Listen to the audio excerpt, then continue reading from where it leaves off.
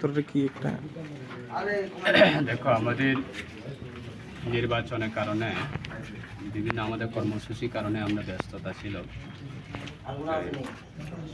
কয়েকদিনের আগে সোশ্যাল মিডিয়ার মাধ্যমে আমার নজরে আসে এবং লোকালে আমাদের যারা নেতৃত্ব আছে তাদের সঙ্গে কথা বলেছি। এই বিষয়টা আমি নিজে আজকে সিদ্ধান্ত নিয়েছি, আমি নিজে স্পটে ভিজিট করব এবং আজকে স্পটে এসেছি।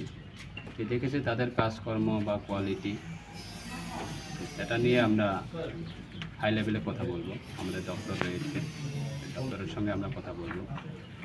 পরবর্তী সময়ে আমাদের কী কী করা দরকার আমরা পদক্ষেপ নেব এবং আমরা বারবার সেটা বলে থাকি, করে থাকে তাদেরকেও আমরা বারবার সতর্ক করে এসেছি, বলে থাকি যাতে কাজের কোয়ালিটি যাতে মেনটেন্যান্স থাকে। কোনো ধরনের আমরা এক্সকিউজ করব না যে আমাদের কাজের কোয়ালিটি যদি মেনটেন্যান্স না থাকে আমরা হাই লেভেল পর্যন্ত আমরা পদক্ষেপ নেওয়ার বাধ্য হব। তো সেটা আমরা দেখেছি, আমরা কথা বলবো হাই লেভেলের সঙ্গে।